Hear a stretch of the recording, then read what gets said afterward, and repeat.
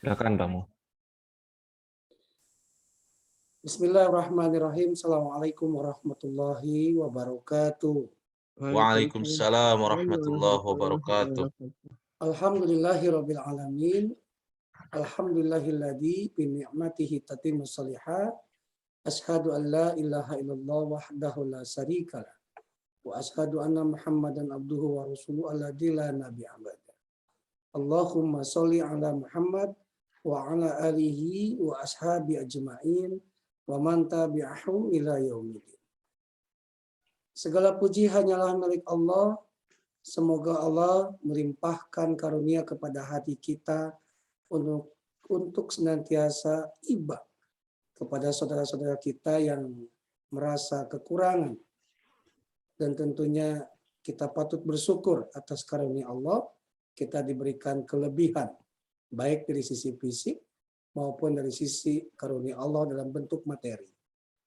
Segala salawat serta salam semoga tercurah kepada junjungan kita Nabi Allah akhir zaman, Nabi besar Muhammad Sallallahu Alaihi Wasallam, dan semoga terlimpah kepada keluarga, kerabat, para sahabat, para tabi'i wa tabi'ut tabi'innya, dan semoga syafaat itu juga terlimpah kepada kita sebagai umatnya dan pasti dicatat oleh Allah sebagai umat Rasulullah Sallallahu Alaihi Wasallam dengan sekemampuan meninggalkan segala larangannya dan berikhtiar penuh memenuhi segala perintahnya.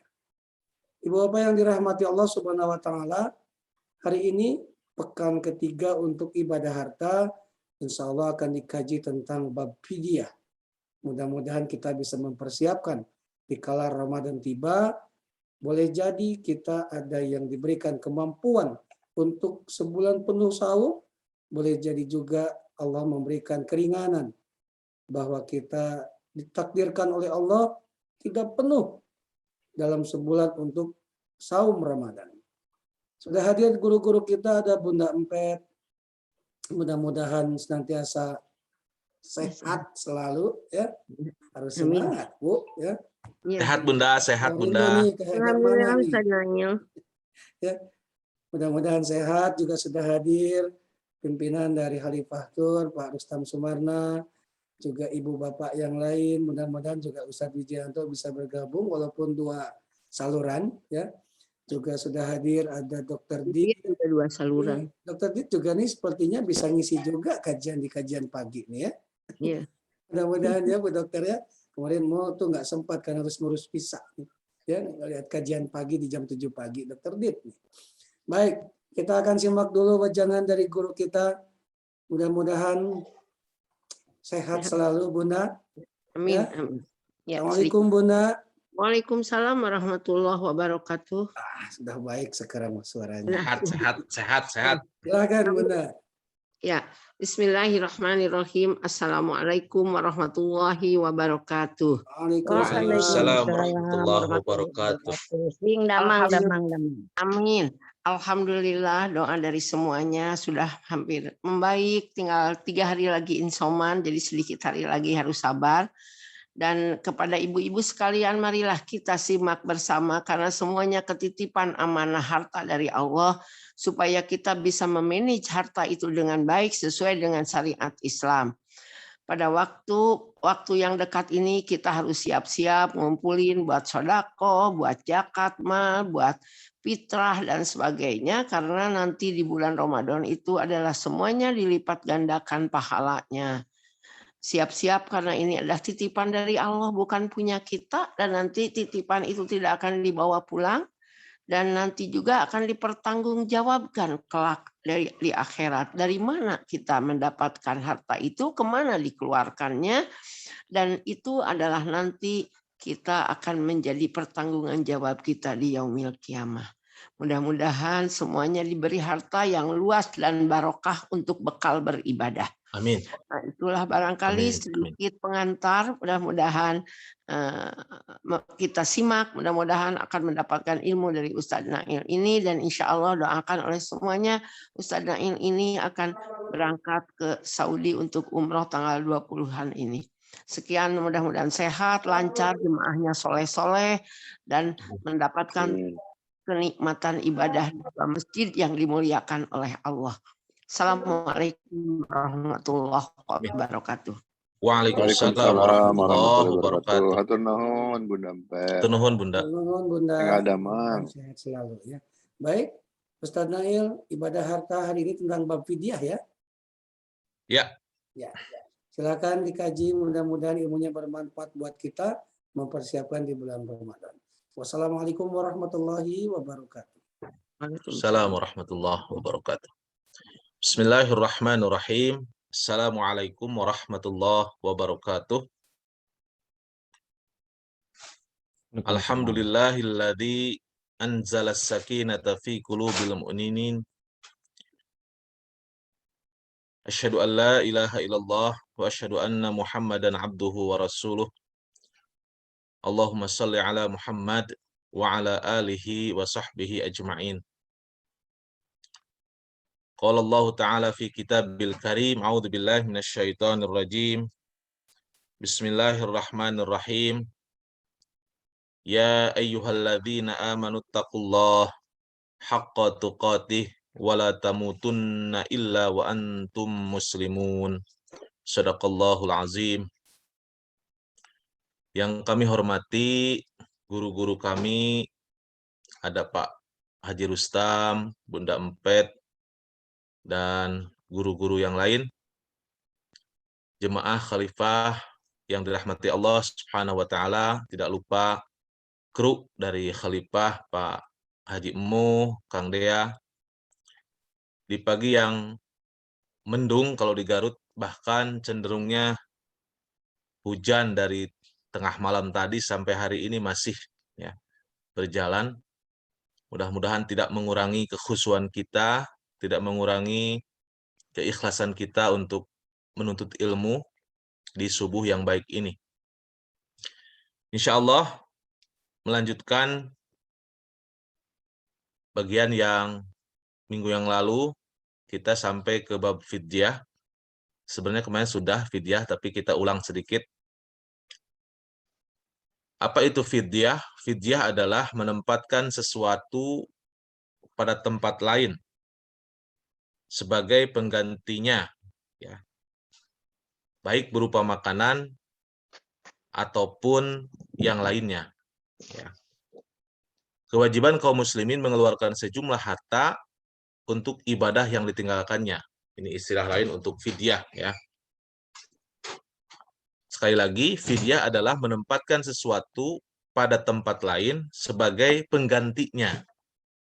Jadi ini ada istilah pengganti dari tempat yang lain, ya, baik berupa makanan ataupun yang lainnya. Next, Kang Dea. Ya. Dasar daripada fidyah adalah surat Al-Baqarah 184. A'udzubillahi minasyaitonirrajim. Bismillahirrahmanirrahim. Ayyaman ma'dudat. Faman kana minkum maridun aw ala safarin fa'iddatum min ayyamin ukhar. Wa 'alal ladzina yutiqunahu fidyatun ta'amu miskin. Faman tatawwa khairan fahuwa khairul lah. Wa an tasumu khairul lakum in kuntum ta'lamun. Yaitu dalam beberapa hari yang tertentu. Ini fidyah di sini berbicara tentang orang yang tidak bisa berpuasa wajib ya di bulan suci Ramadan. Maka barang siapa di antara kamu ada yang sakit atau dalam perjalanan lalu dia berbuka, ya. Jadi bagi orang yang sakit dan bagi yang sedang dalam perjalanan, maka tidak ada kewajiban bagi seorang muslim untuk berpuasa. Ya. Maka wajiblah baginya berpuasa sebanyak hari yang ditinggalkan itu pada hari-hari yang lain. Dan wajib bagi orang-orang yang berat menjalankannya, ya, yaitu dengan membayar fidyah, dengan memberi makan seorang miskin. Barang siapa yang dengan kerelaan hati mengerjakan kebaikan, ya, maka itulah yang lebih baik darinya. dan berpuasa lebih baik bagimu jika kamu mengetahui. Seperti itu. Next, Pak Muh. Ketentuan umum tentang fidyah. Ya. Yang pertama adalah tidak mampu melakukan saum. Ya. Seperti orang yang lanjut usia, orang yang sepuh, ya, yang uzur. Kemudian orang yang sakit, ya, yang kesembuhannya diperkirakan menurut medis, menurut dokter itu sangat sulit. Ya. Jadi mungkin setiap harinya harus meminum obat. Kalau tidak minum obat secara medis maka ya sulit baginya gitu. Maka tidak wajib bagi dia untuk saum. Kemudian wanita hamil dan menyusui. Seperti kita ketahui bagaimana beratnya seorang wanita, seorang ibu yang sedang mengandung, ya, 9 bulan kurang lebih mengandung bayi, ya, itu sesuatu yang sangat berat. Kata Allah, wahnan ala wahnin. Udah berat ditambah lagi, ya, dengan kandungan, pasti sangat berat. Dan menyusui, ya, tentu saja bagi wanita yang menyusui tidak wajib baginya berpuasa di bulan suci Ramadan. Maka baginya adalah fidyah. Jumlah fidyah adalah sejumlah makanan pokok yang dikonsumsi dalam satu hari. Sebetulnya fidyah ini sangat ringan, ya, insya Allah. Secara umum memberi makan, ya, porsi kita, porsi standar kita kepada orang lain, ya, yang dikonsumsi dalam satu hari. Seperti itu. Next, Pak Muh. Nah, seperti itu kira-kira fidyah yang kita sampaikan secara singkat, bahwa diperuntukkan bagi kaum muslimin yang tidak bisa melaksanakan ibadah saum karena kondisi tertentu. Tadi sudah disampaikan, ya. Sekarang masuk ke bab selanjutnya, yakni akikah. Ya, orang Arab bilang akikah. Orang kita akikah. Ya. Akikah berasal dari kata qa ya'iqu qa. Ya, ini kurang ain, ya. Qa gitu. Secara bahasa, akikah adalah sebutan untuk rambut yang berada di kepala si bayi ketika lahir. Ya. Jadi bayi yang baru dilahirkan, insya Allah dipastikan memiliki rambut. Ya. Nah, inilah yang artinya adalah akikah.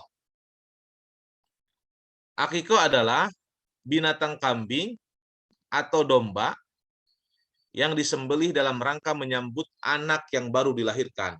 Ini sebagai bentuk syukur orang tua yang dititipkan amanah oleh orang tuanya, maka baginya, ya, menyembelih seekor kambing bagi kelahiran bayi perempuan atau 2 ekor kambing atau domba bagi yang laki-laki.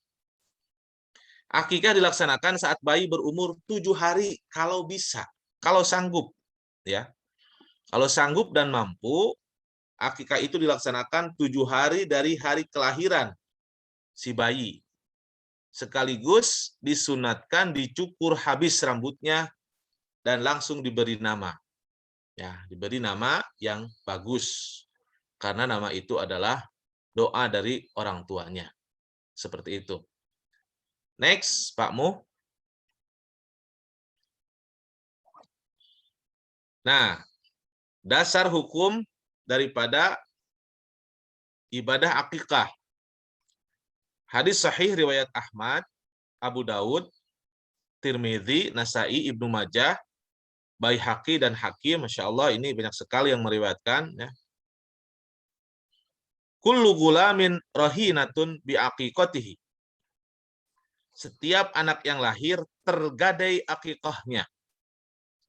Tudbahu anhu yauma sabi'ihi wa yusamma fihi wa yulhaqu ra'suhu. Dan pada hari itu ia diberi nama dan digunduli rambutnya. Ya. Ini ada istilah kullu gulamin rahinah bi aqiqatihi. Seolah-olah anak yang baru lahir ini tergadai, ya. Tergadai oleh Allah sebelum dia diakikahkan. Ketika sudah diakikahkan, maka lepaslah dia, bebas dia, lunas dia. Seperti itu kira-kira. Ya, jadi ini yang meriwayatkan sangat banyak ya, lebih dari 3. Maka insya Allah dikatakan hadis ini ya masyhur, sahih dan mu'taraf alaiha. Next Pak Haji Mo.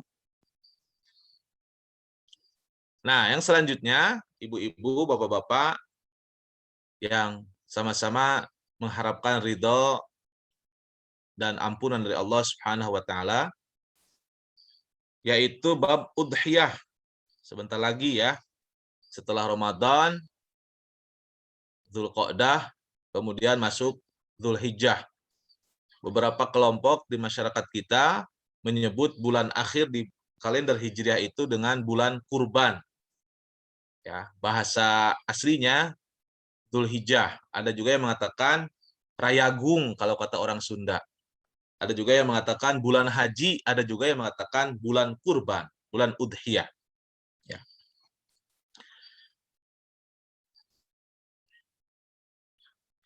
Udhiyah, ya, wadduhiyah ismun lima yudbahu minal ibili wal baqar wal ghanam yauman nahri wa ayyam at-tasyriq taqarruban ila Allah taala.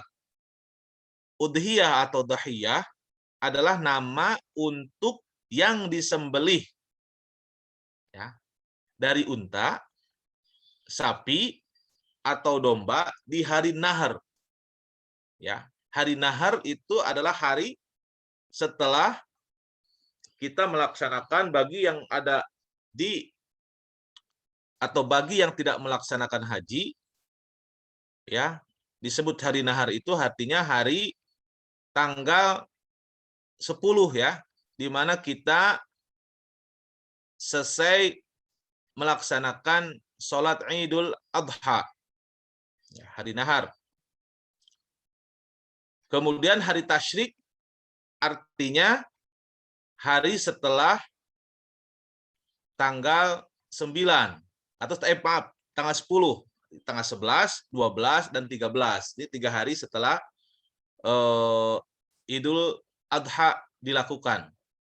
Nah, bagi yang sedang melaksanakan ibadah haji, maka di tanggal 10 itu kita sedang puncaknya setelah puncak Arafah, ya, yaitu kita melaksanakan Jumratul Aqobah ya, di hari ke-10. Kemudian hari tasyrik yaitu tanggal 11, 12 dan 13 Dzulhijjah. Jadi kurban ini bisa dilaksanakan pada tanggal 10 ya, 11, 12 dan 13. Seperti itu Bapak dan Ibu ya. Paling akhir itu tanggal 13 Dzulhijjah. Lebih utama adalah di hari ke-10 Dzulhijjah. Tujuannya adalah untuk mendekatkan diri kepada Allah ya. Tujuan kita supaya lebih dekat lagi dengan Allah, mengorbankan hewan kurban untuk dibagi kepada saudara-saudara kita ya. Maka ini adalah lillahi ta'ala, taqarrub ilallah ya. Disebut juga selain kurban ada istilah budnah seperti itu. Next Pak Muh. Baik. Dasar hukum atau landasan hukum ibadah kurban yaitu surat Al-Kautsar 1-3. Saya kira Bapak dan Ibu sudah sangat hafal ya dengan surat ini ya. Ini suratnya sangat pendek. Kayaknya paling pendek Pak Haji Muh ya.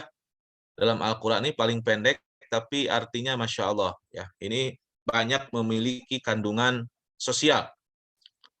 Muamalah ya. A'udzubillahi minasyaitonirrajim. Bismillahirrahmanirrahim. Inna a'tainakal kautsar. Fasholli li rabbika wanhar. Inna syani'aka huwal abtar. Sesungguhnya kami telah memberimu, Muhammad, nikmat yang banyak. Maka tunaikan salat untuk Tuhanmu dan berkurbanlah. Fasholli, tunaikan salat, wanhar, dan berkurbanlah. Jadi ini seolah-olah hukumnya wajib. Wanhar, ada perintah. Wau dan fiil amr, fiil perintah. Sesungguhnya orang-orang yang membencimu, dialah yang terputus. Inna syani'aka huwal abtar. Siapa di antara mereka yang membenci kurban, membenci urusan-urusan agama, maka dia akan terputus dari rahmat Allah Subhanahu wa taala. Atau tidak melaksanakan daripada perintah agama, maka dia terputus dari rahmat Allah Subhanahu wa taala. Landasan yang kedua, ya. An Abi Hurairah qala Rasulullah sallallahu alaihi wasallam, man wajada sa'atun, ya. Man wajada sa'atan falam yudhi falam yaqrabanna musallani, ya. Barang siapa yang mempunyai keluasaan rizki, barang siapa yang diberi titipan rizki oleh Allah Subhanahu wa taala, namun dia tidak berkurban, maka jangan sekali-kali dekat dengan tempat sholat kami. Masya Allah, ya. Ini seolah-olah ancaman, ya. Ancaman bagi kita, bagi hamba Allah yang diberi titipan amanah harta, namun dia tidak melaksanakan ibadah kurban. Kata Rasulullah, jangan sekali-kali kau dekat tempat kami. Ya, tempat kami yang di sini maksudnya bisa masjid, bisa juga yang lebih zahirnya adalah Masjid An-Nabawi atau Masjid Al-Haram di kota Mekah. Subhanallah. Ya. Ini menandakan bahwa hukum daripada udhiyah kurban ini, ya, seolah-olah wajib, ya, bagi yang memiliki harta. Next, Pak Mu. Syarat-syarat udhiyah, salat-salat berkurban. Waktu pelaksanaan kurban atau udhiyah pada hari raya Idul Adha, ya, 10 Dzulhijjah, setelah sholat sunat Idul Adha, dan hari-hari tasyrik 11, 12, dan 13 Dzulhijjah. Ya. Binatang kurban ialah bisa unta, sapi, kerbau, kambing, ya, domba, ya. Dan binatang-binatang tersebut punya syarat juga, yaitu tidak cacat, cacat mata, ya, dia dalam keadaan sakit, pincang, kemudian tidak sehat, kurus, ya, rusak tanduknya sebelah atau dua-duanya atau telinganya. Jadi kita membutuhkan hewan kurban yang betul-betul sehat. Bagaimana caranya? Ya tentu saja kita menggunakan ahli. Ya, ada yang ahli dari pengalaman ataupun dari dokter hewan mungkin, ya, di situ. Kemudian syarat selanjutnya, bulu binatang kambing itu lebih disukai yang berwarna mulus, ya. Putih mulus atau yang tidak bulu mulutnya, ya, bulu mulutnya itu putih mulus. Ini anjuran saja, ya. Bulu kakinya dan bulu di sekitar matanya berwarna hitam. Karena memang rata-rata kambing itu putih dan hitam, ya. Ya, diusahakanlah kalau memang ada, cari yang berwarna putih mulus di sekitar mulut, kemudian kakinya, ya, bulunya di sekitar matanya berwarna hitam. Mungkin lebih indah sajalah. Artinya kita memberikan udhiyahnya yang betul-betul sehat, terbaik, cantik, ya, ganteng lah kalau di kita mungkin seperti itu. Kemudian si udhiyah ini sudah berumur 1 tahun, ya.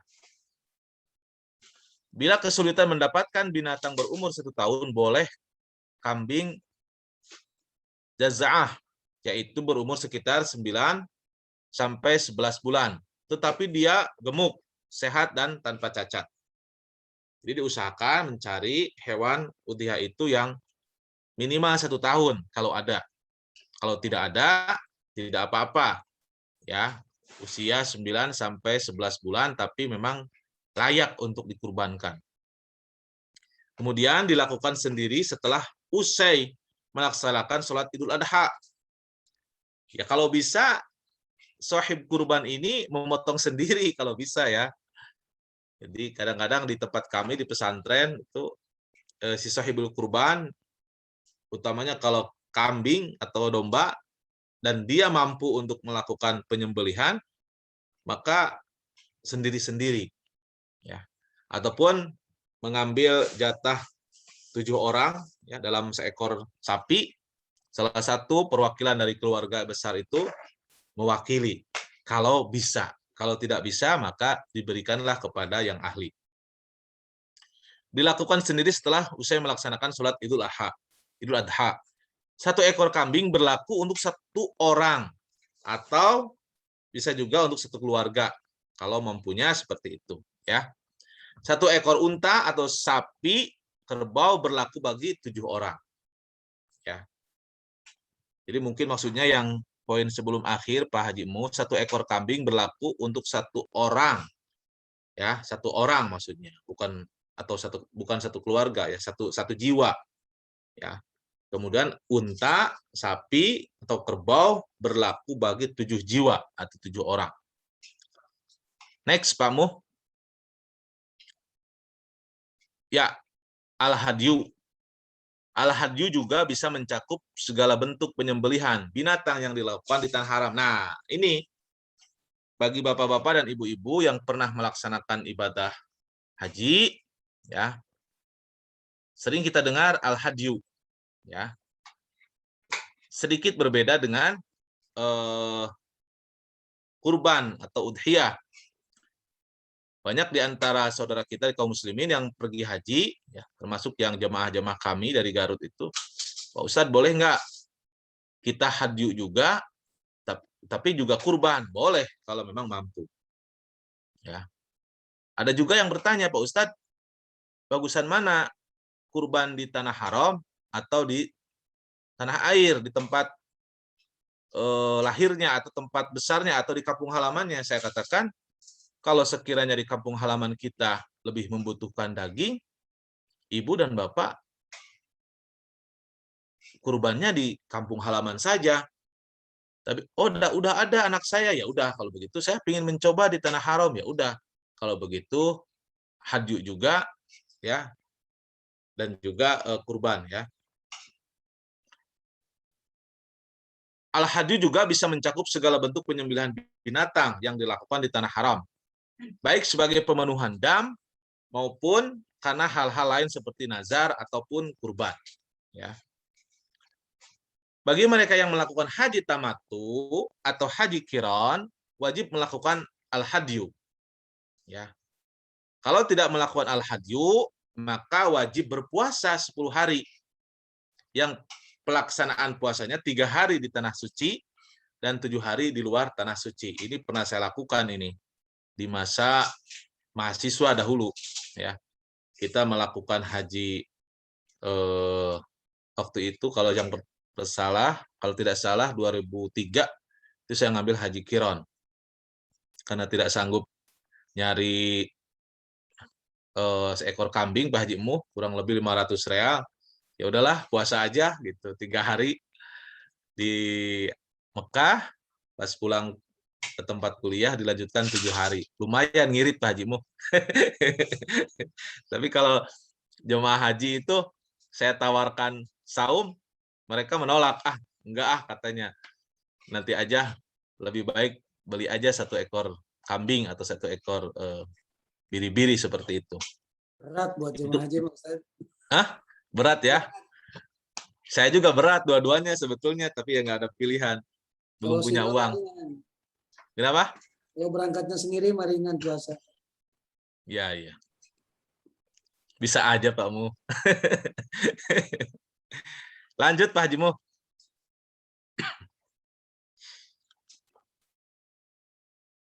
Bapak-bapak dan ibu-ibu, bab selanjutnya tentang ibadah harta ini ada yang disebut kafarah. Ya. Denda yang wajib ditunaikan yang disebabkan oleh suatu perbuatan dosa. Yang bertujuan untuk menghapus dosa tersebut sehingga tidak ada lagi pengaruh dosa tersebut, baik di dunia maupun di akhirat. Ya. Jadi kafarah ini identiknya dengan denda lah. Ya. Denda yang wajib ditunaikan yang disebabkan oleh suatu perbuatan dosa. Ya. Next, Pak Mu. Nah, kafarah ini ada berbagai macam ya. Ada kifarat atau kafarah sumpah. Ya. Atau bersumpah palsu. Salah satu caranya adalah dengan memberi makan 10 orang miskin. Ya. Seseorang bersumpah tapi bohong, alias bersumpah palsu, maka dendanya bagi dia adalah dengan memberi makan 10 orang miskin, standar makan dia. Kalau standar makan dia misalnya di restoran kurang lebih 25 sampai 30.000, maka dikasihkan jatah itu kepada 10 orang miskin. Yang kedua ada kifarat saum, ya. Yaitu dengan memerdekakan hamba sahaya, saum selama 2 bulan berturut-turut. Jadi seseorang nih di bulan suci Ramadan, dia sengaja meninggalkan saum Ramadan, ini ada kalimat sengaja, ya. Maka dendanya bagi dia adalah memerdekakan hamba sahaya. Hamba sahaya sekarang ada nggak Pak Haji Mu di zaman sekarang? Ya. Kemudian dia saum selama 2 bulan berturut-turut. Atau memberi makan kepada 60 orang fakir miskin. 60 orang fakir miskin kali 30.000. 6 kali 3 berarti 1.800.000 ya Pak Haji Mu. Ya. Cina gampang, bukan karena gampangnya, tapi ini adalah apakah Allah Subhanahu wa taala akan memberikan ampunan kepada kita dengan kesengajaan kita. Ini bahaya ya. Yang ketiga kifarat zihar. Memberikan makan 60 orang miskin, ya. Memerdekakan hamba sahaya atau melakukan saum selama 2 bulan berturut-turut. Kifarat membunuh. Nah ini. Tidak sengaja ini, membunuhnya tidak sengaja. Memerdekakan hamba sahaya diganti dengan puasa 60 hari berturut-turut atau dengan memberi makan 60 fakir miskin ditambah dengan kewajiban membayar diat, ya. Jadi subhanallah dalam Islam ini ya setiap kesalahan yang kita lakukan ya yang tak sengaja pun ada dosanya, ada dendanya. Ya.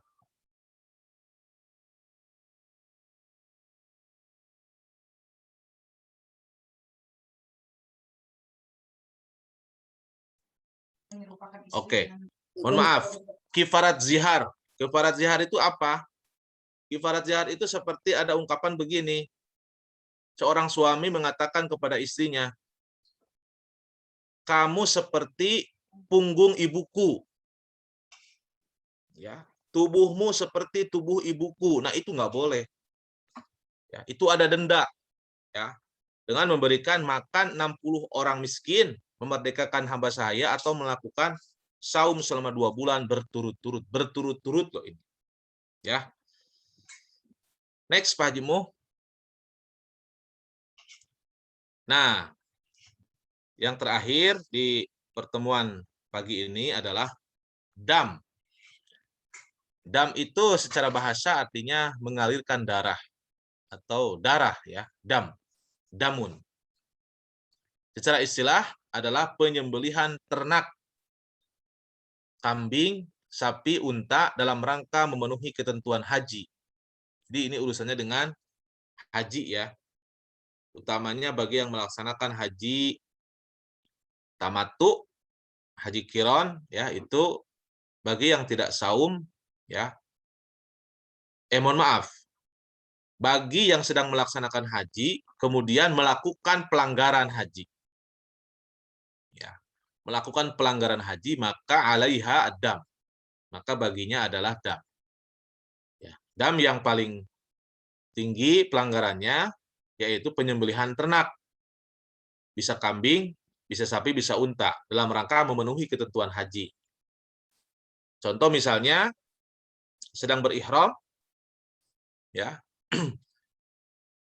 Suami istri melakukan hubungan. Maka baginya dam. Ya. Ini maksudnya dam besar ya. Ataupun ada dam yang sifatnya lebih ringan atau menengah. Itu ada aturan-aturannya. Next Pak Hajimu. Macam-macam dam. Dam haji tamattu atau haji qiron. Jelas ini. Bapak dan Ibu berangkat dari tanah suci, dari tanah air, ya, niatnya haji tamattu atau haji qiron. Kebanyakan dari Indonesia haji tamattu. Datang ke Mekah atau datang ke Madinah, kemudian lanjut ke Mekah untuk melaksanakan umroh wajib. Setelah itu tahallul, ya, maka maka baginya boleh melepaskan kain ihram dan menunggu sampai tanggal 8 Zulhijjah. Ya, menunggu sampai tanggal 8 Zulhijjah dari dia sudah melaksanakan ibadah haji, artinya rangkaian haji umroh wajibnya, ya, menunggu sampai tanggal 8 Zulhijjah, dia bisa melakukan aktivitas normal tanpa menggunakan ihram, maka baginya adalah dam. Ya, karena dia sudah seolah-olah menikmati kehidupan normal dulu. Ya. Kalau tidak mau dam, niat haji ifrad, ya, datang ke Madinah atau datang ke Mekah, langsung tawaf kudum dan umroh wajib haji, kemudian tanpa tahallul, ya, tanpa tahallul, lanjut beliau menggunakan fasilitas atau menggunakan ihram, niat ihram dan larangan ihram masih berlaku sampai nanti datang tanggal 8 Zulhijjah, tidak perlu lagi berniat labbaik Allahumma hajjan. Karena dari awal dia datang sudah haji ifrad niatnya. Labbaik Allahumma umratan wa hajjan. Begitu. Dibarengin niatnya. Sehingga dari kedatangan dia, ya, bersyukur, saya pernah juga melaksanakan Pak Hajimu, datang ke kota Mekah dari Damaskus itu tanggal 7 Zulhijjah. Jadi enak sekali ini. Ya, langsung saja itu niat haji dan umroh. Ya, langsung niat haji dan umroh, sehingga baginya tidak ada dam. Ya, karena kita terus menjaga larangan ihram. Dam karena melakukan larangan ihram atau meninggalkan wajib haji. Nah ini, ya, yang wajib haji maka baginya dam. Ya. Salah satunya wajib haji itu adalah melempar jumroh, ya, melempar jumroh akobah. Itu kalau tidak dilaksanakan maka baginya adalah dam. Seperti itu. Dam tamattu atau qiron. Dam dalam bentuk ini lebih dikenal dengan syariat dengan istilah had gitu, bacanya gitu, hajj. Ya, lebih pengertian tentang al-hajju tadi sudah. Ya, jadi dam hajju itu dilihat dari sisi yang berbeda sebetulnya hampir sama sih, ya. Begitu. Dam karena melakukan larangan ihram atau meninggalkan wajib haji. Ya. Dam karena melakukan larangan ihram. Ya. Di sini ada pelanggaran. Mencukur atau mencabut rambut di tubuh. Nah, ini kena dam ini. Ya. Memotong kuku, memakai pakaian berjahit, mengenakan wewangian, menutup kepala bagi orang laki-laki. Ya. Saudara-saudara jemaah khalifah yang sebentar lagi mau umroh, insya Allah ini juga perlu diperhatikan ya. Jadi termasuk pelanggaran ihram, salah satunya mencukur, ya, atau mencabut rambut di tubuh, memotong kuku, memakai pakaian berjahit, ya. Kain ihram insya Allah tidak ada jahit. Kalau sabuk itu bukan pakaian, ya. Ini khusus untuk laki-laki ya. Kalau untuk mengenakan wewangian itu umum, menutup kepala bagi orang lelaki, ya. Dan harus menampakkan memuncangan itu mata kaki ya, seperti itu. Berhubungan badan, ya. Jika yang sedang melaksanakan ihram dia melakukan hubungan suami istri, maka damnya adalah harus menyembelih unta dan tahun berikutnya harus mengulangi lagi. Subhanallah, berat sekali ini. Ya, jangan makanya. Ya, harus hati-hati, harus banyak nanya pada ustadz atau ulama yang ada di sekitar. Jika memilih puasa sebagai fidyahnya, maka dia harus berpuasa sebanyak 3 hari di tanah haram, ya, kapan saja dan di mana saja. Kapan saja dan di mana saja. Oh, ini maksudnya jika memilih puasa sebagai fidyah, tidak sanggup untuk membayar atau membeli hewan dam tadi, maka baginya adalah berpuasa 3 hari di tanah haram dan 7 hari di tanah suci. Itu maksudnya Pak Haji Muh. Ya. Jika berkali-kali melakukan pelanggaran, maka diwajibkan disesuaikan dengan jumlah pelanggaran yang dilakukan. Jika berkali-kali melakukan pelanggaran, maka diwajibkan disesuaikan dengan jumlah pelanggaran yang dilakukan. Namun jika jenis pelanggarannya sama, maka damnya hanya dihitung sekali. Ini agak unik juga ya. Berkali-kali melakukan kesalahan, maka diwajibkan disesuaikan dengan jumlah pelanggaran yang dilakukan. Oh, seberapa banyak melakukan kesalahan, maka damnya juga sama. Namun jika jenis pelanggarannya sama, maka dendanya hanya dihitung sekali. Ya. Seperti itu. Ya. Next, Pak Haji Muh. Dam karena meninggalkan salah satu kewajiban haji. Jika meninggalkan kewajiban haji, ya, mengambil ihram dari mikot, mabit di Muzdalifah, melempar jumroh, menggundul atau memendekkan rambut, mabit di Mina pada malam-malam hari tasyrik, tawaf wada, kecuali bagi wanita haid dan nifas harus menyembelih seekor kambing atau sepertujuh sapi atau onta. Nih, apa saja wajib haji dan tidak boleh dilanggar ketika haji. Ya. Mengambil dari ihram, mikotnya salah misalnya, salah masjid. Ya, si bisnya itu salah berhenti, bukannya di Masjid Bir Ali bagi yang dari Madinah, tapi Masjid Bilal bin Robah misalnya Pak Haji Muh. Salah dia, itu wajib hajinya kena 1 ekor kambing. Ya. Kemudian ketika mabit di Muzdalifah tidak tepat posisinya, ya, atau dia sudah pergi meninggalkan Muzdalifah jauh sebelum batas waktu, seperti itu. Melempar jumroh ini wajib haji, tapi ada keringanan. Keringanannya bisa diwakilkan, bisa dibadalkan oleh orang lain, ya, dengan meniatkan atas nama dirinya. Menggundul atau memendekkan rambut, ya, dilewatkan ini bab tahallul ya, wajib haji juga ini. Menggundul atau memendekkan rambut. Menggundul atau memendekkan rambut ini masuknya ke, kalau di haji wajib, kalau di umroh ini wajib masuknya tahallul ya. Tahallul ini, rukun ini. Mabit di Mina pada malam hari tasyrik, ya, tawaf wada, tawaf perpisahan itu wajib haji. Tidak dilakukan tawaf wada oleh jemaah haji, maka baginya dam. kecuali bagi wanita haid atau nifas, ya. Boleh, itu ada kelonggaran. Jika seseorang tidak mampu melakukannya, maka sebagai gantinya dia harus berpuasa selama 10 hari. Ya, 3 hari pada musim haji di tanah haram, sedangkan 7 hari di kampung halamannya. Tadi yang saya sampaikan, ya.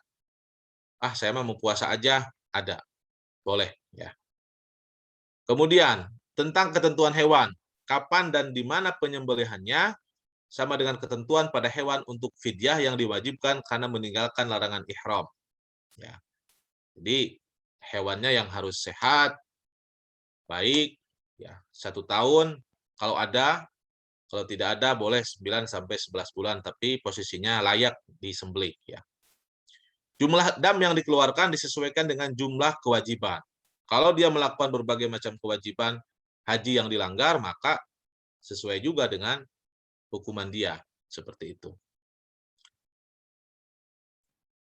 Next, Pak Mu. Selesai ya? Ustaz. Baik, Bapak dan Ibu, alhamdulillah tepat pukul 6 ya. Kewajiban saya untuk menyampaikan materi tentang ibadah harta sudah tersampaikan, pasti banyak kekurangan, ya, mohon dimaafkan. Mudah-mudahan yang sedikit tadi, yang tidak sempurna tadi bisa membawa pada kebaikan yang lebih sempurna lagi, ya. Silakan Pak Haji Mu. Baik, terima kasih Ustaz. Suara saya jelas Ustaz? Jelas. Jelas ya. Ini ada beberapa pertanyaan kaitan dengan ibadah harta, baik tentang akikah maupun tentang fidyah. Namun sebelumnya izinkan saya menyampaikan kajian beberapa informasi kaitan tentang umroh. Ya, silakan Ibu Bapak daftarkan umroh di bulan Ramadan tanggal 16 April, 21 dan 28, 6 Mei, 20 Mei ya. Mudah-mudahan program umroh Ramadan di bulan Syawal karena memang seatnya sangat terbatas. Ada yang menggunakan Saudi dan ada juga yang menggunakan Garuda Indonesia. Sementara harga masih tetap kita hitung, silakan booking seat dulu dengan DP 10 juta, insya Allah harga tidak akan jauh berbeda dengan pada saat umroh di normal ya. Di bulan Ramadan ketika normal, begitu pula umroh Ramadan dikala tidak pandemi, insya Allah. Dan tidak perlu untuk nunggu berumur, daftarkan buat anak-anak kita, kerabat kita, saudara kita untuk pergi haji di atas usia 12 tahun sudah bisa mendaftar ya, dengan masa tunggu 7 tahun. Tidak ingin menunggu antri panjang baik di haji reguler maupun di haji khusus, daftarkan dengan menggunakan visa haji furoda. Daftar di tahun yang sama, insya Allah berangkat di tahun yang sama. Ini pembimbingnya ada Ustadz Wijianto. Mudah-mudahan bisa terlaksana. Ya, penyelenggaraan ibadah haji. Ustadz, ada beberapa pertanyaan. Mangga. Kita akan batasi karena memang waktunya kita akan jam 6 lewat 10 ya. Ini dari Pak Asep Asgar. Asgar ini kayaknya Pak Asep Garut. Asli Garut, Pak Asgar. Garut ya ini ya kayaknya. Ya. Baik. Kaitannya dengan akikah nanti saya akan sambung dengan Pak Bambang Pardianto ini Pak Haji ya. Jadi dari dua penanya. Satu, kalau untuk akikah apakah ketentuannya harus 7 hari setelah anak lahir, dan apakah kalau lewat dari 7 hari baru bisa akikah? Tidak dianggap ibadah akikah. Bagaimana hukumnya bagi seorang yang sudah dewasa baru melaksanakan akikah? Saya usia misalkan 37 baru melaksanakan akikah nih. Ya, untuk laki-laki akikah ketentuannya 2 ekor kambing. Kalau saya mampunya 1, yang 1 boleh disusulkan tidak nanti misalkan. Ya, yang dari Pak Bambang pertanyaannya, bagaimana ketentuan akikah jika melahirkan anak lebih dari 1 kembar? Apakah jumlah kambing untuk akikah berlaku kelipatannya? Laki-laki kembar 2, berarti harus 4 atau bagaimana Ustaz? Terima kasih. Ya, terima kasih Pak Asep, sareng Pak Haji Bambang. Saya mencoba untuk menjawab, dan ini sering muncul pertanyaan dari saudara-saudara kita ya, kepada para asatiz. Yang ingin saya sampaikan bahwa akikah itu diutamakan ya bagi yang mampu secara ekonomi dan diusahakan dilakukan hari ke-7 dari kelahiran. Ya. dengan syarat dan ketentuan hewan yang tadi saya sampaikan. Kemudian berapa sih jumlahnya? Diusahakan jikalau yang lahir adalah laki-laki, maka baginya 2. Dan bagi yang lahir anak perempuan, baginya 1. Berapapun jumlah anaknya, kembarnya ada berapa, dikalikan. Jika mampu, saya katakan. Andaikan waktunya dan kemampuannya terjadinya beberapa hari setelah hari ke-7, maka ambil kelipatan 7. Ya, misalnya hari ke-14. Ya, mampunya hari ke-21. Nah, ternyata mampunya setelah, karena orang tua kita dahulu tidak mampu secara ekonomi, maka tidak ada kewajiban bagi dirinya sampai harus meminjam, mohon maaf, ke bank, meminjam ke orang lain hanya untuk mengejar sunat muakkad tadi. Maka sebetulnya ini sebuah tindakan yang tidak elok juga ya dalam aturan agama. Sampai harus membebankan dirinya ya untuk hal tadi, dan hal akikah itu tidak diwajibkan kepadanya. Ternyata ketika sudah dewasa, si anak ini tahu bahwa dulu dirinya tidak diakikahkan oleh orang tuanya. Nah, kalau setelah dewasa punya keinginan mengakikahkan dirinya atau anaknya yang waktu itu kita belum mapan secara ekonomi, maka itu jatuhnya sedekah. Ya, itu jatuhnya sedekah, dan insya Allah sedekah itu akan mengalir kebaikannya kepada orang tua si anak dan bagi si anak sekalipun.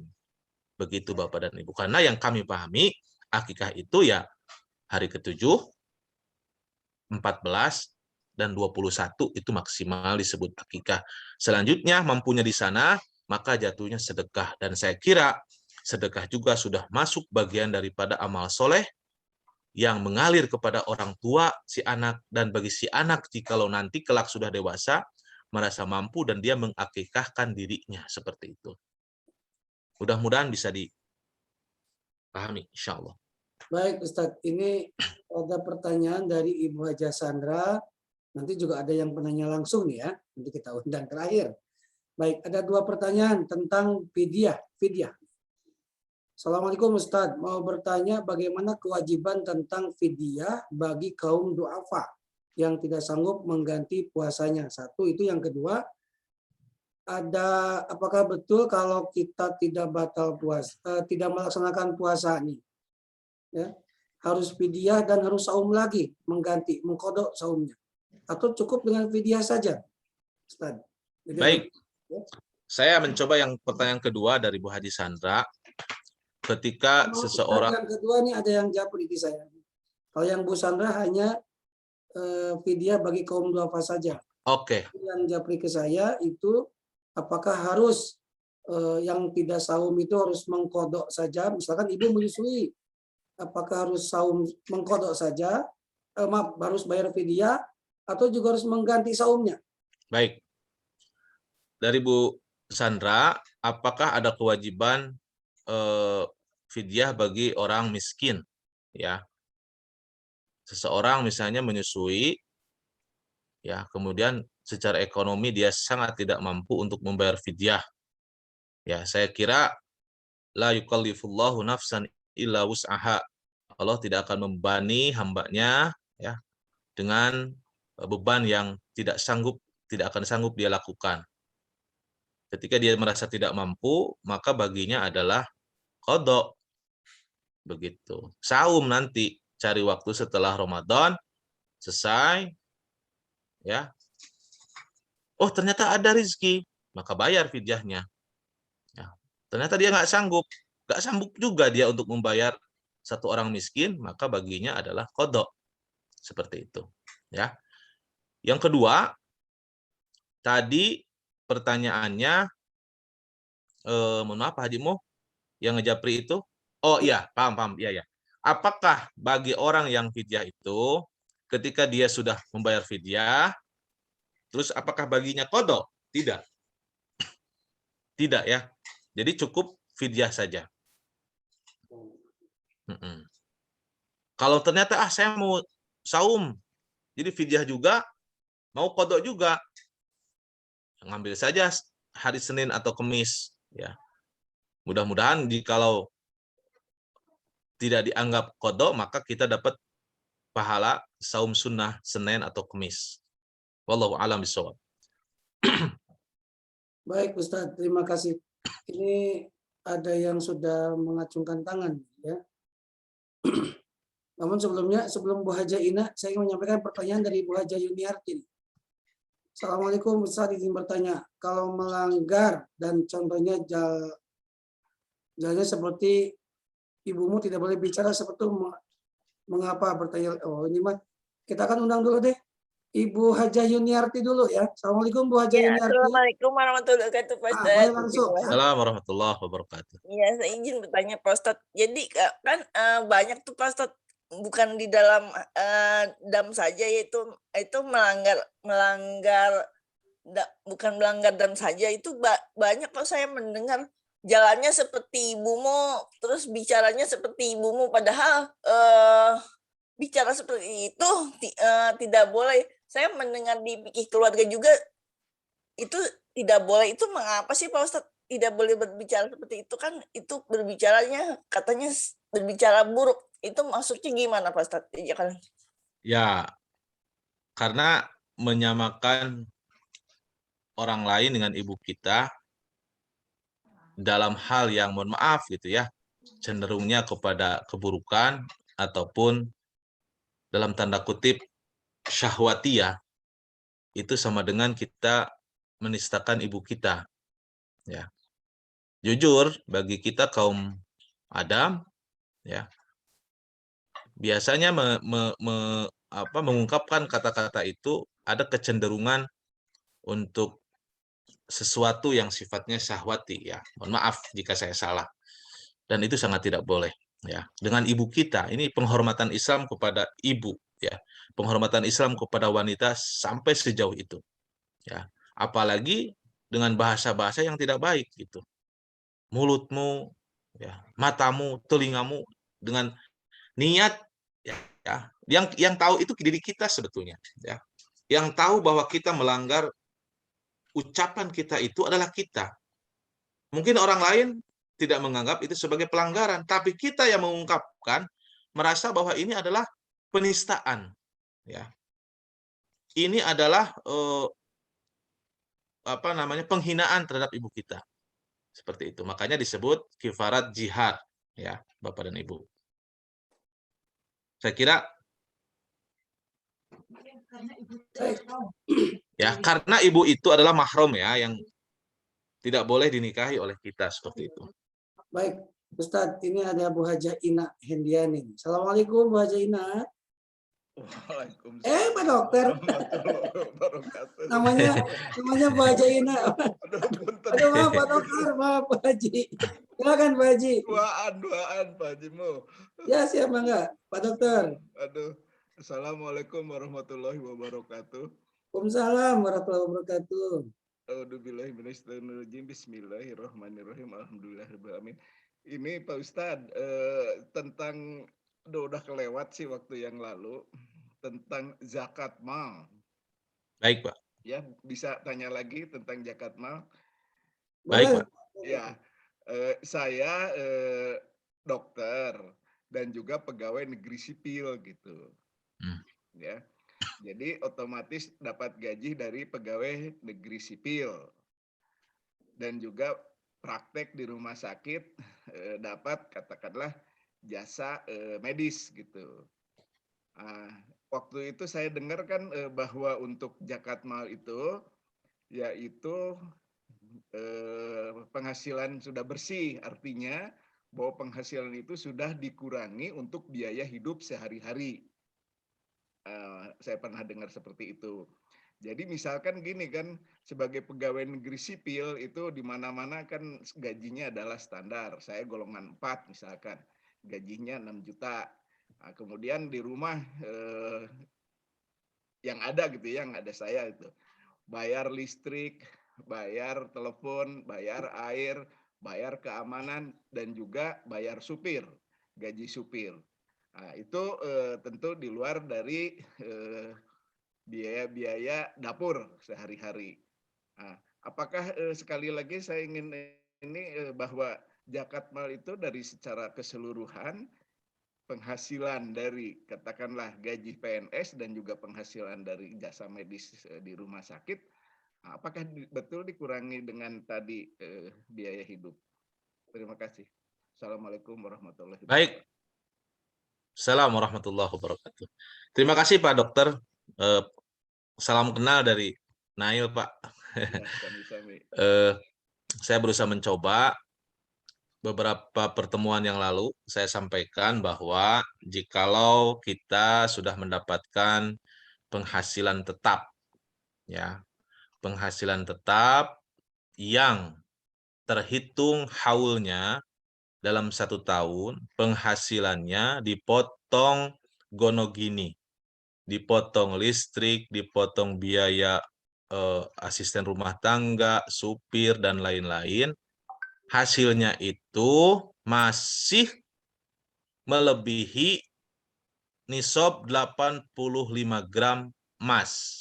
Kemarin hitungan kita kurang lebih Pak Haji Muh 60 juta. Ya, biaya bersih setahun, pendapatan Pak Dokter atau siapapun, bersihnya pas di 85 gram emas atau lebih, maka baginya 2,5%. Seperti itu Pak Dokter. Ya. Ya. Jadi misalkan gini, kalau kita penghasilan dalam 1 tahun tuh misalkan 100 Kurang juta. jelas Pak Muh? Oh, ya. Jadi misalkan Pak Ustadz, kalau penghasilan katakanlah 1 tahunnya 100 juta, kemudian tadi dengan biaya-biaya dan lain sebagainya, kita mengeluarkan ataupun juga menghabiskan 40 juta, nah, jadi yang kita bayar tuh bukan zakat malnya itu 2,5% tuh bukan dari 100 juta, tapi dari 60 juta gitu. Betul. Betul Pak. Ya, terima kasih kalau gitu. Ya, biaya Tapi kalau penghasilan misalkan gini, bersihnya nah, itu tapi kalau melebihi ya, 85 gram emas. tapi kalau misalkan kalau suami istri, saya suaminya, istri saya juga sama seperti itu, ada penghasilan PNS dan ada hasil katakanlah dokter, praktek juga, nah itu digabungkan ya Pak ya? Betul Pak. Digabungkan kemudian dari dikurangi biaya tadi gonogini itu. Betul. Ya. Betul Pak. Betul, Ya. betul. Nuhun jazakallahu khairan. Sami-sami Pak Dokter. Ya. Tambahan untuk tadi pertanyaan Ibu Haji Yuniarti, ya, ada yang disebut dengan kifarat jihar, ya.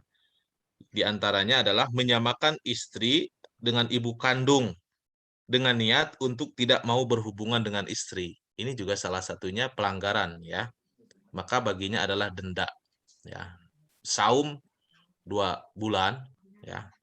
Atau 60 orang fakir miskin harus kita beri makan, ya. Wallahu a'lam bishawab. Pak Haji Muh? Baik Ustadz, karena memang waktu sudah jam 6:17 ya dari kajian. Bentar Pak Muh, boleh saya menambahkan sedikit? Boleh Pak Ustadz, mangga silakan. Iya. Assalamualaikum warahmatullahi wabarakatuh. Waalaikumsalam. Selamat Dokter Dadang. Alhamdulillah Pak. Iya. Iya, mohon maaf ini sedikit saja saya sharing ya. Ini kan ada kaitannya dengan zakat profesi ya. Sebetulnya istilah itu kan suaranya baru. Ya luplep ya. Halo, Pak Moh, kedengar dengan jelas nggak? Jelas Bapak. Kuping jelas. Oh, iya. Jadi ini kan berkaitan dengan zakat profesi. Saya banyak dapat japri ya soal kelanjutan zakat profesi yang disampaikan Ustadz Nail minggu lalu ya. Emang sempat kontroversi sebetulnya. Ya kan baru istilah itu kan baru ya Ustadz ya. Kan zaman Rasulullah nggak ada istilah zakat profesi ya. Jadi betul.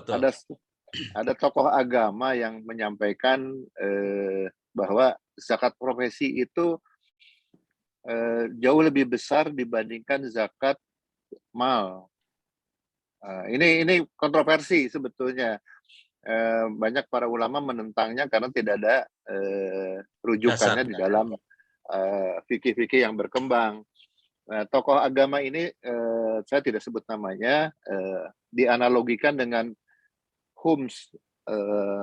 Saya tidak tahu ejaan pronunciation-nya, yang ada di kaum Syiah di Iran. Itu memang 20% mereka mengumpulkan, gitu loh. Jadi itu kaum Bazari itu. Terlebih lagi adalah profesi-profesi yang sifat anugerahnya lebih besar. Contohnya orang punya bakat menyanyi. Kan ikhtiarnya, kalau dokter masih berat ya, Pak Dokter ya, sekolahnya harus 7 tahun, terus ada effort yang tinggi. Nah itu tokoh agama ini menyampaikan sebaiknya itu 20%. Zakat profesi penyanyi, pelukis yang tiba-tiba terkenal. Ini pendapat beliau ya, bukan pendapat saya, mohon maaf. Tapi sebagian ulama menyamakan zakat profesi ya sama saja dengan zakat mal biasa, ada haulnya, ada batas 85 gram emasnya gitu. Itu pendapat yang berkembang. Kalau nggak salah sekitar tahun 80-an. Saya masih kuliah waktu itu ya. Itu sempat polemik mengenai ini ya, mengenai zakat profesi ini gitu. Itu aja sebagai tambahan informasi.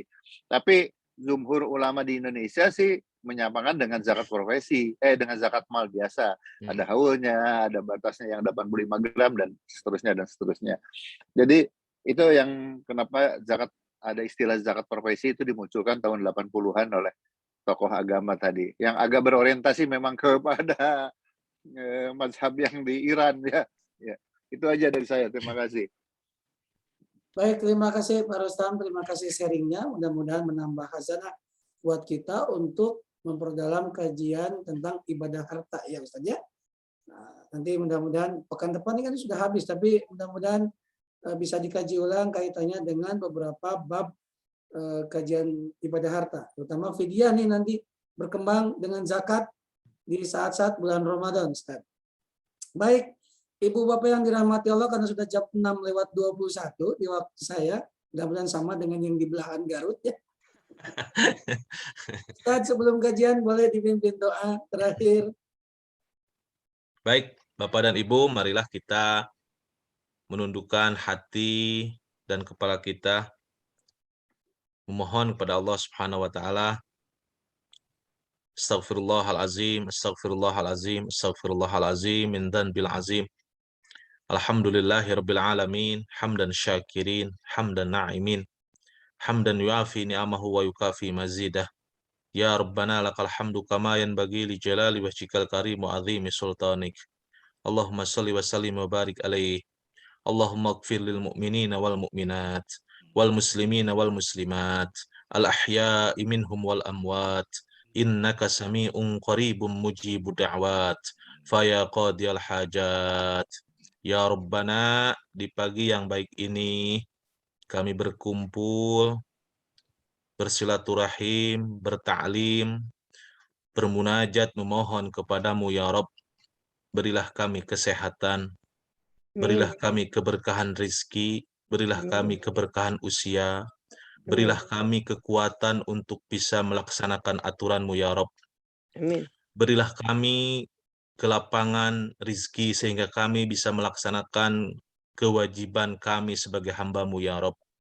Ya Rabb, di pagi yang baik ini, di kesempatan momentum yang sangat mulia ini, kami memohon kepadamu ya Rabb, berilah kelancaran bagi saudara-saudara kita yang sedang melaksanakan ibadah umroh, dan bagi yang akan melaksanakan ibadah umroh. Dan semoga tahun ini ya Rabb, ibadah haji bagi umat Islam Indonesia dibukakan untuk kepentingan umat-Mu ya Rabb. Rabbana zolamna anfusana wa illam taghfir lana wa tarhamna lanakunanna minal khasirin. Rabbana la tu'akhidna in nasina aw akhtana. Rabbana wa la tahmil alaina isran kama hamaltahu 'alal ladzina min qablina. Rabbana wa la tuhammilna ma la taqata lana bih. Wa'fu anna waghfir lana warhamna anta maulana fansurna 'alal qaumil kafirin. Allahumma inna nas'aluka mujibatu rahmatik وعزائم مغفرتك والسلامة من كل إثم والغنيمة من كل بر والفوز بالجنة والنجاة من النار. اللهم لا تدع لنا ذنبا إلا غفرته ولا هما إلا فرجته ولا دينا إلا قضيته ولا حاجة من حوائج الدنيا والآخرة إلا قضيتها ويسرتها برحمتك يا أرحم الراحمين. اللهم إنا نعوذ بك من علم لا ينفع ومن قلب لا يخشع ومن نفس لا تشبع ومن دعاء لا يستجاب به برحمتك يا أرحم الراحمين. ربنا آتنا في الدنيا حسنة وفي الآخرة حسنة وقنا عذاب النار. سبحان ربك رب العزة أما يصفون والسلام على المرسلين والحمد لله رب العالمين. السلام عليكم ورحمة الله وبركاته. Waalaikumsalam. Assalamualaikum warahmatullahi wabarakatuh. Terima kasih Ustaz Nail. Ustaz. Dan Sami-sami Bunda. kajian ilmunya besok insya Allah akan dipimpin oleh kajian paginya bersama Ustadz Gun-Gun Syihabuddin Persi yang membangun keyakinan senantiasa diawasi oleh Allah Azza wa Jalla. Terima kasih kepada para guru-guru yang sudah hadir. Terima kasih kepada Ibu dan Bapak yang sudah ada di kajian pagi ini. Mohon maaf melebihi waktu yang sudah kami tetapkan. Mudah-mudahan berkah ilmunya bisa diaplikasikan dalam kehidupan kita sehari-hari. Saya yang bertugas, Mu dan Kang Dea, serta kru dari Bait Al Hikmah Harifatur, undur diri. Wassalamualaikum warahmatullahi wabarakatuh.